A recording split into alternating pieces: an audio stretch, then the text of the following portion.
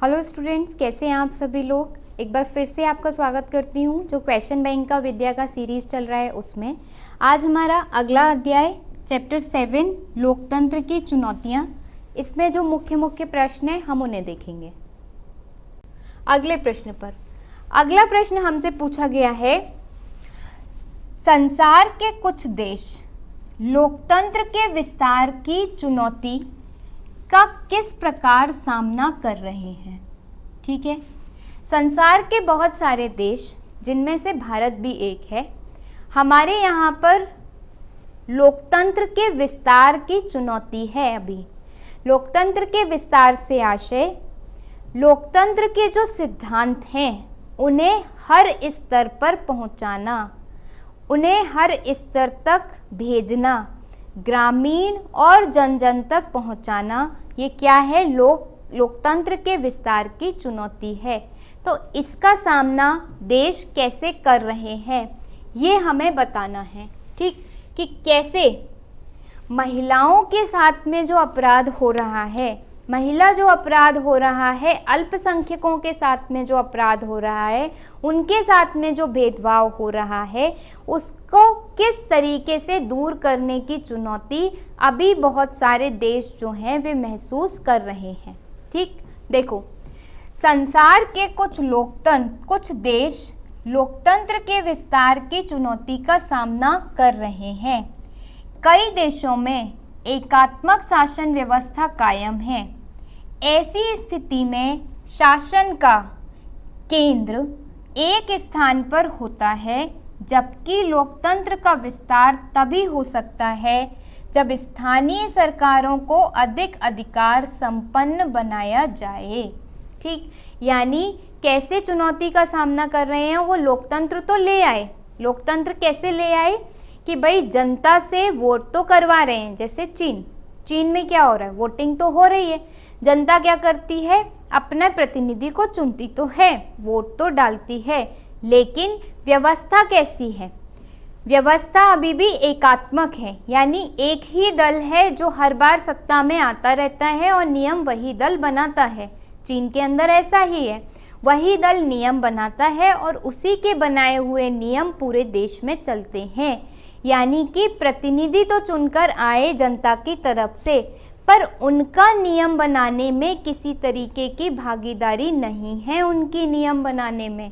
तो क्या ये लोकतंत्र हुआ? नहीं हुआ। इसमें विस्तार की ज़रूरत है। कैसे विस्तार की ज़रूरत है? केंद्र में ही नियम ना बनके राज्य में भी नियम बने, राज्य में ही नियम ना बनके स्थानीय स्तर पर गांव के प्रधान को भी यह अधिकार हो कि वह अपने गांव के लिए नियम बना सके, वह बता सके या वह गांव में ये घोषणा करा सके कि कल से सभी लोग इसी कुएं से पानी भरेंगे, चाहे वह किसी भी जाति का हो। तो उसके पास में भी नियम बनाने का अधिकार होना चाहिए, तभी तो लोकतंत्र का विस्तार होगा। और यही चीज़ सारे देश इस समय महसूस कर रहे हैं। जैसे फिर से पढ़ती हूँ, संसार के कुछ देश लोकतंत्र के विस्तार की चुनौती का सामना कर रहे हैं। कई देशों में एकात्मक शासन व्यवस्था है, जैसे सभी नियम एक केंद्र से ही बन रहे हैं। ऐसी स्थिति में शासन का केंद्र एक स्थान पर होता है, जबकि लोकतंत्र का विस्तार तभी हो सकता है जब स्थानीय सरकारों को अधिक अधिकार संपन्न बनाना, संघ की सभी इकाइयों के लिए संघ के सिद्धांतों को व्यावहारिक स्तर पर लागू करना, महिलाओं और अल्पसंख्यक समूहों की उचित भागीदारी सुनिश्चित करना आदि ऐसी ही चुनौतियां हैं। यानी संसार के कुछ देश जो लोकतंत्र के विस्तार की चुनौतियों का सामना कर रहे हैं, उनके सामने चुनौती क्या है? क्यों वो लोग लोकतंत्र का विस्तार नहीं कर पा रहे हैं? क्योंकि लोकतंत्र उनके यहाँ एक केंद्र तक ही सीमित है। लोकतंत्र हर स्तर तक फैला नहीं है, छोटे छोटे गांवों तक लोकतंत्र पहुंचा नहीं है। दूसरी बात, उनके यहाँ पर महिलाओं की भागीदारी नहीं है लोकतंत्र में, उनके यहाँ पर अल्पसंख्यकों की साझेदारी नहीं है लोकतंत्र में, उनके यहाँ पर लोगों के साथ में समानता का व्यवहार नहीं किया जाता, उनके साथ में भेदभाव किया जाता है।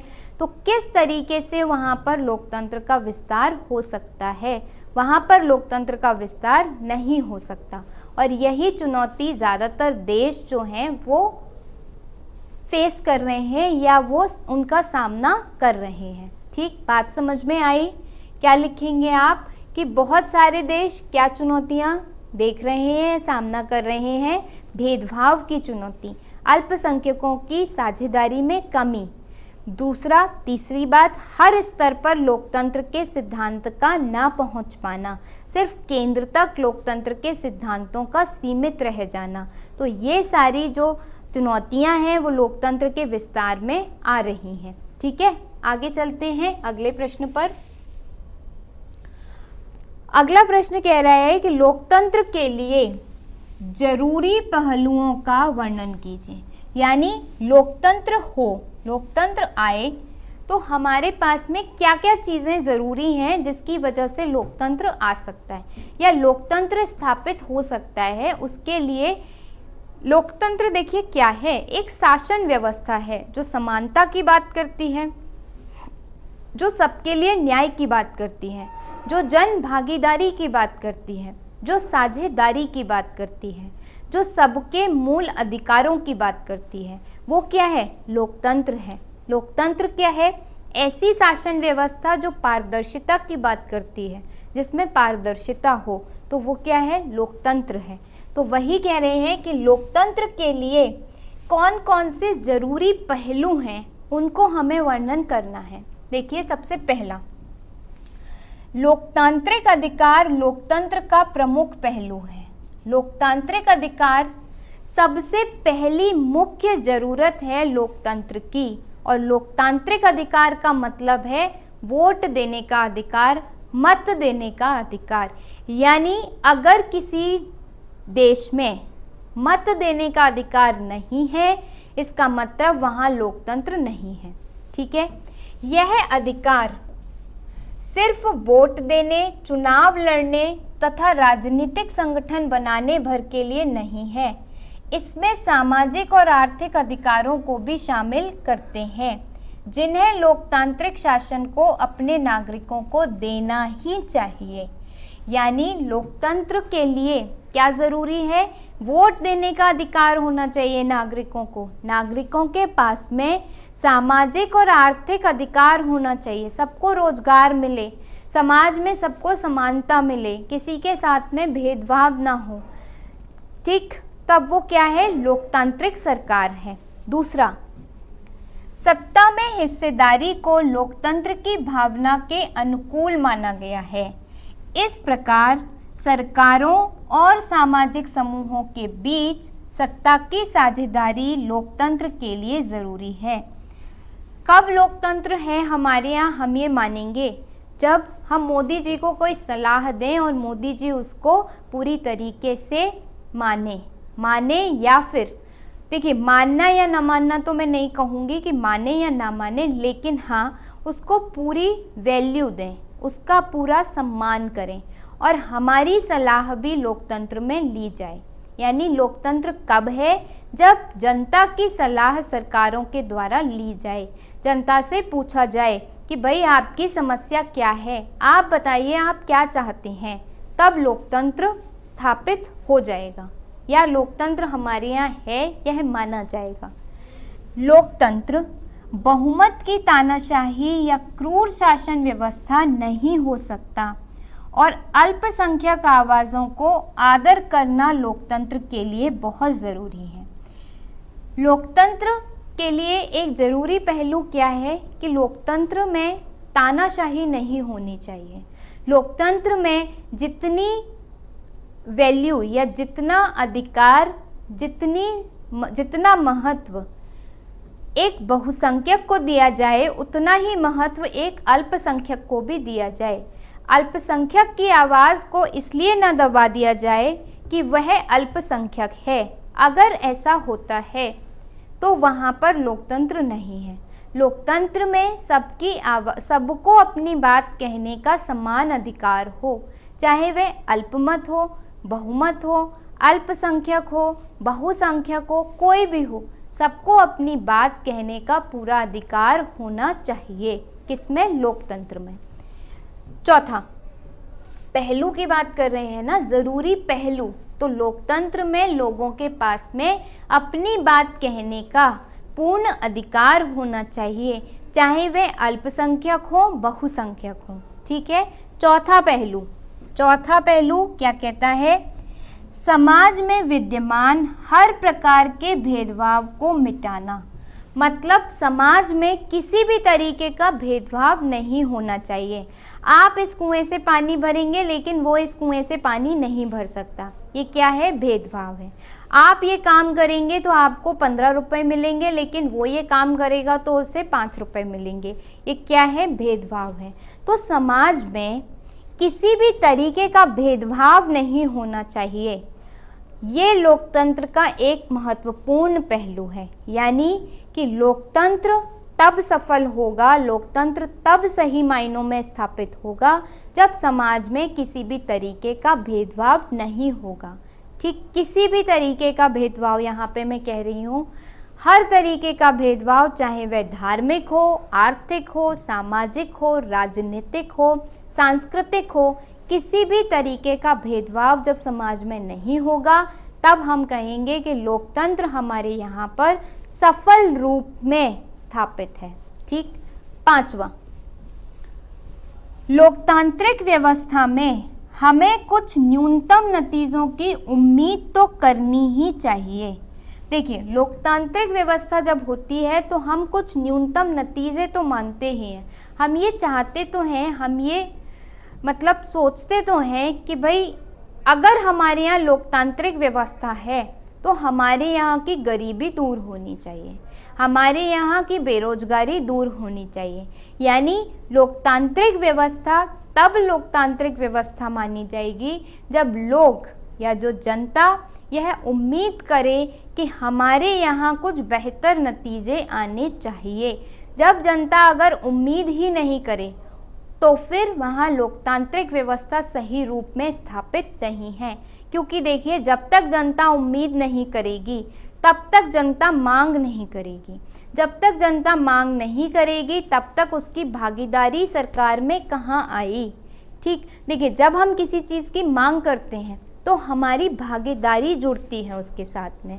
ठीक है। तो लोकतंत्र व्यवस्था जो है उसमें कुछ न्यूनतम नतीजों की उम्मीद तो करनी ही चाहिए। इस तरह से लोकतंत्र के लिए कौन कौन से पहलू जरूरी होने चाहिए? पहला, लोगों के पास में वोट देने का अधिकार होना चाहिए, चुनाव लड़ने का अधिकार होना चाहिए, राजनीतिक संगठन बनाने का अधिकार होना चाहिए और साथ ही साथ उनके सामाजिक आर्थिक अधिकार भी उन्हें मिले हुए होने चाहिए, तब हम कहेंगे कि लोकतंत्र स्थापित है। दूसरा, लोगों के साथ किसी भी तरीके का भेदभाव नहीं होना चाहिए, सबको समानता का व्यवहार सबके साथ होना चाहिए। दूसरी बात।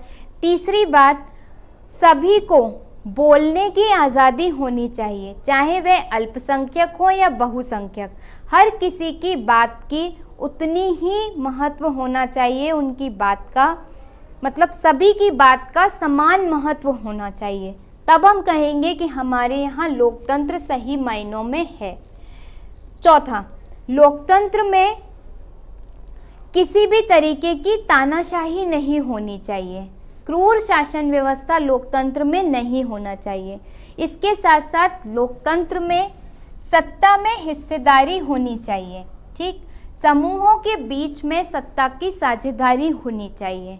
ऐसा ना हो कि एक ही व्यक्ति हमेशा सत्ता में आता रहे, वो और लोगों को भी सत्ता में लाने की कोशिश करे। सत्ता में सबकी साझेदारी होनी चाहिए लोकतंत्र की में। ठीक है। तो ज़रूरी पहलू ये जो आपके कुछ थे ये हुए ज़रूरी पहलू, भेदभाव नहीं होना चाहिए, वोट का अधिकार होना चाहिए आदि। ठीक, चलें आगे अगले प्रश्न पर।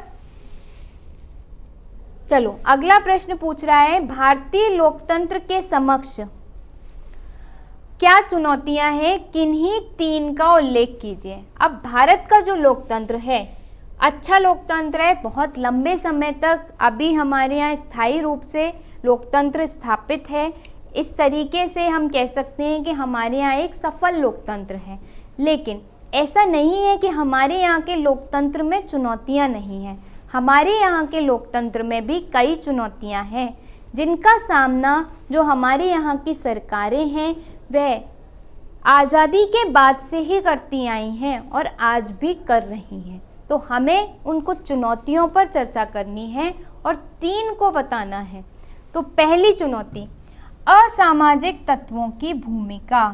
भारतीय लोकतंत्र के समक्ष जो पहली चुनौती है वह है असामाजिक तत्वों की भूमिका। भारत में चुनावों में असामाजिक तत्वों की भूमिका बहुत बढ़ गई है। चुनावों के दौरान मतदाताओं पर किसी व्यक्ति विशेष के पक्ष में मतदान करने के लिए दबाव डाला जाता है। चुनाव के दौरान मत खरीदे और बेचे जाते हैं और मतदान केंद्रों पर कब्जा किया जाता है और ये लोकतंत्र की चुनौती है। क्यों? देखिए, लोकतंत्र क्या कहता है, सभी को मत देने का अधिकार है, ठीक, और मत आप अपनी इच्छा से दीजिए। आप पर किसी तरीके का दबाव नहीं होना चाहिए। आपको कोई चीज़ अच्छी लग रही है तो आप हाँ में मत दीजिए, आपको बुरी लग रही है तो आप ना में मत दे दीजिए कि नहीं हमें अच्छी नहीं लग रही है, ठीक। लेकिन अगर मैं आप पर एक दबाव बनाऊं कि देखो हाँ ही जवाब देना, नहीं तो मैं आपको ये सज़ा दूंगी, या देखो हाँ में जवाब दोगे तो मैं आपको ये चॉकलेट दूंगी, तो अगर मैंने आपसे ऐसा कह दिया तब आपने अपनी इच्छा से तो मत नहीं दिया, आपने एक लालच में आकर के मत दिया, यानी आपका जो मत था वो सही मत तो नहीं हुआ।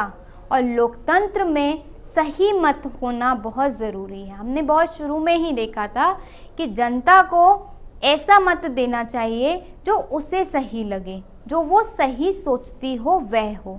लेकिन आजकल क्या होता है, जब भी चुनाव होते हैं तो जो राजनीतिक दल हैं वो क्या प्रयास करते हैं, जनता को बरगलाने का प्रयास करते हैं। कहते हैं कि अगर हमें चुनोगे तो हम ये आपको ये सुविधा देंगे, हम वो सुविधा देंगे। तो उससे जनता क्या होती है, सही प्रतिनिधि का चुनाव नहीं कर पाती और भ्रमित हो जाती है, फ़ायदों की तरफ आकर्षित हो जाती है जनता, और जो गलत प्रतिनिधि होता है उसका भी चुनाव कर लेती है। और जैसे ही आपने गलत प्रतिनिधि को चुना यानी कि आपके यहाँ का लोकतंत्र कमज़ोर हो गया, ठीक। तो एक जो चुनौती है वह है असामाजिक तत्वों की भूमिका जो चुनावों को प्रभावित करती है।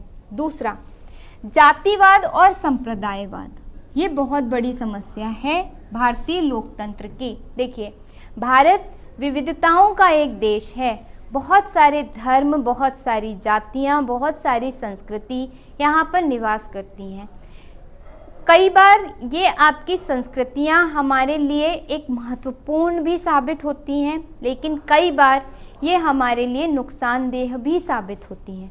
कब नुकसानदेह होती हैं? जब जातिवाद या संप्रदायवाद की भावना भड़क जाती है। जब ऐसी भावना भड़क जाए कि हमारी जाति श्रेष्ठ है और दूसरे की जाति हमसे निचली, तब ये जो हमारी विविधता है हमारे लिए समस्या का कारण बन जाती है। जब ऐसी भावना भड़क जाए कि हमारा धर्म तो उच्च है, हमारा धर्म सर्वश्रेष्ठ है और दूसरे का धर्म हमसे नीचे है, जब ऐसी भावना भड़क जाती है तो यही विविधता हमारे लिए समस्या का कारण बन जाती है। और फिर क्या होते हैं, दंगे होते हैं, लोगों के बीच में टकराव होता है, ठीक। और जिसकी वजह से मतदान भी प्रभावित होता है। अब लोग जातिवाद की भावना से प्रभावित होकर उसी व्यक्ति को जिताने की कोशिश करते हैं जो उनकी जाति से होता है, चाहे वह अच्छा प्रतिनिधि हो अथवा ना हो, उन्हें इससे कोई मतलब नहीं है। सिर्फ उनकी जाति का है तो वो क्या करेंगे, उसे ही मत देंगे। इसका मतलब उनका मतदान सही तो नहीं हुआ। जब मतदान सही नहीं हुआ तो लोकतंत्र कैसे सही मायनों में स्थापित हो पाएगा। नहीं स्थापित हो पाएगा और यह लोकतंत्र की एक चुनौती बन जाएगी। यानी कि जातिवाद एवं संप्रदायवाद भारतीय लोकतंत्र के सम्मुख एक गंभीर समस्या है। चुनाव के लिए प्रत्याशियों का चयन करते समय सभी राजनीतिक दल जातीय समीकरण को महत्व देते हैं, बिल्कुल देते हैं। किसी भी इलाके से यादव को खड़ा किया जाएगा, देख लेंगे कि अच्छा वहाँ पे यादव वोट ज़्यादा हैं, यादव लोग ज़्यादा रहते हैं, तो यादव को खड़ा कर दो। ये नहीं देखते कि उस यादव जिसको हमने खड़ा किया है उसमें खड़े होने के गुण हैं भी कि नहीं है। लेकिन नहीं, वो क्योंकि जीत जाएगा, क्योंकि वहाँ पे यादव वोट ज़्यादा है, इसलिए उसको खड़ा कर देते हैं। ठीक, तो क्या होता है उससे, मतदाता भी मतदान करते समय जातिवाद और संप्रदायवाद से प्रभावित होकर मतदान करते हैं। और मतदान क्या होता है, ऐसी स्थिति में सही मतदान नहीं होता। लोगों की जो सही इच्छा है वह सामने नहीं आती, वह इच्छा जातिवाद और संप्रदायवाद से प्रभावित होकर के क्लिष्ट हो जाती है, यानी बुरी हो जाती है, उसकी छवि खराब हो जाती है। ठीक है, तो इस तरीके से लोकतंत्र प्रभावित होता है। तीसरी चुनौती, सामाजिक और आर्थिक असमानता। देखिए, लोकतंत्र के सामने ये सबसे बड़ी और समस्या है हमारे यहाँ कि हमारे यहाँ सामाजिक और आर्थिक असमानता है। कैसे? देश में लोकतंत्र की सफलता के लिए सामाजिक एवं आर्थिक समानता का होना अनिवार्य होता है। भारत में इसका अभाव है। समाज में सभी नागरिकों को समान नहीं समझा जाता। जाति, धर्म, वंश आदि के आधार पर नागरिकों में भेदभाव किया जाता है। आर्थिक दृष्टि से अमीर तथा गरीब की खाई बहुत बड़ी है। भारत में अमीर की और गरीब की जो खाई है वह बहुत बड़ी है। आर्थिक असमानता है, जिसकी वजह से हमारे यहाँ जो लोकतंत्र है वह उतना मजबूत नहीं है। इस आर्थिक असमानता को जब तक, सामाजिक और आर्थिक असमानता को जब तक दूर नहीं किया जाएगा, तब तक लोकतंत्र के लिए यह चुनौती बना रहेगा। तो इस तरीके से जो हमने देखा, लोकतंत्र के समक्ष 3 में चुनौतियां हमने देखी। एक तो असामाजिक तत्वों की भूमिका, जो क्या करते हैं, मतदान को प्रभावित करते हैं और सही मतदान नहीं हो पाता। दूसरा, जातिवाद और संप्रदायवाद, जिसकी वजह से लोग जातिवाद से प्रभावित होकर, लोग अपने धर्म से प्रभावित होकर गलत मतदान कर देते हैं और जिस वजह से गलत प्रतिनिधि चुन लिया जाता है और फिर लोकतंत्र को वह प्रभावित करता है। और तीसरा, क्योंकि भारत में धार्मिक और सामाजिक असमानता व्याप्त है, अभी भी सरकार की नज़रों में या संविधान की नज़रों में नहीं है, लेकिन मूल रूप में तो ये है, अभी हमें दिखाई तो देती है। गरीब बहुत गरीब हैं, अमीर बहुत अमीर हैं, आय का वितरण समान नहीं है। इस वजह से लोकतंत्र अभी पूर्ण तरीके से हमारे यहाँ स्थापित नहीं हो पाया है।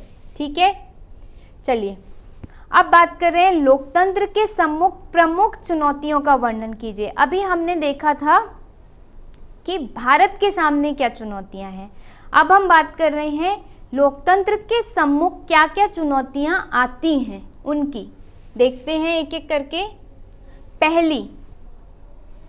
पहली चुनौती जो आती है, दुनिया के जिन देशों में अभी भी लोकतांत्रिक शासन व्यवस्था नहीं है, इन इलाकों में लोकतांत्रिक व्यवस्था की तरफ जाने और लोकतांत्रिक सरकार गठित करने के लिए जरूरी बुनियादी आधार बनाने की चुनौती है।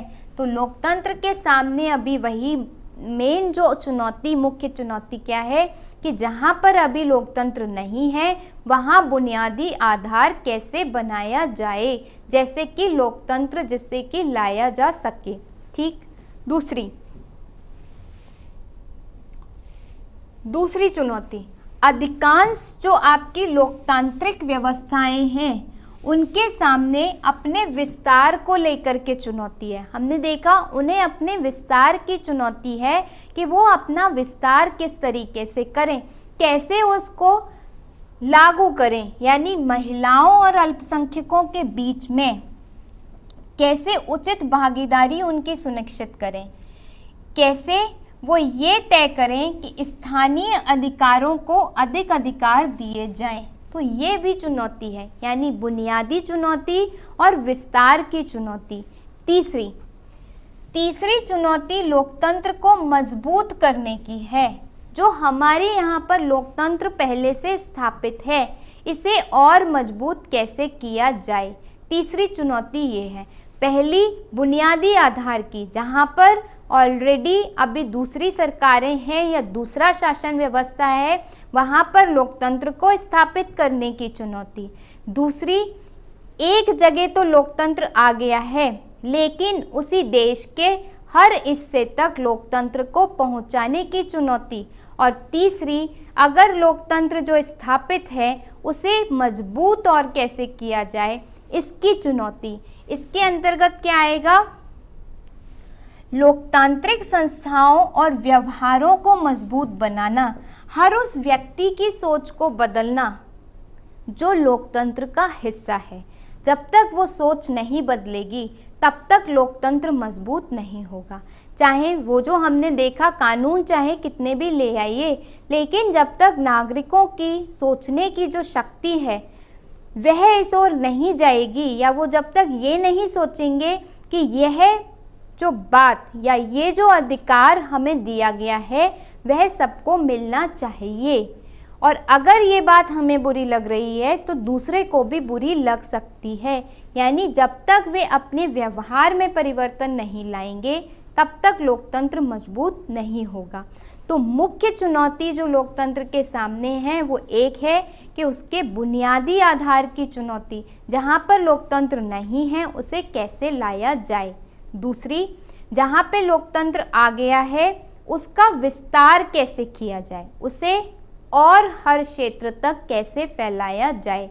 तीसरा, लोकतंत्र जहाँ पर स्थापित है उसे और कैसे मजबूत किया जाए, लोगों के व्यवहार में परिवर्तन लाके, लोगों को ये सिखा के कि भाई असमानता आप किसी के साथ भी मत करिए।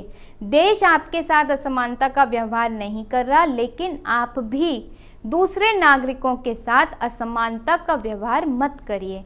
अपने भले के साथ साथ उनके भले के लिए भी सोचिए, तब लोकतंत्र क्या है सही मायने में स्थापित हो पाएगा। ठीक, आगे चलते हैं अगले प्रश्न की ओर। चलिए, यहाँ पर यहीं पे आपका ये जो है आज का सेशन ये समाप्त होता है, और मैं उम्मीद करती हूँ कि आप लोगों को इस सीरीज़ से काफ़ी फ़ायदा हो रहा होगा। आप लोग निरंतर इसके जो लेक्चर्स हैं वो देख रहे होंगे, और एक समझ जो विकसित होनी चाहिए आपकी इस विषय को लेकर के वो विकसित हो रही होगी। ठीक है, थैंक यू सो मच।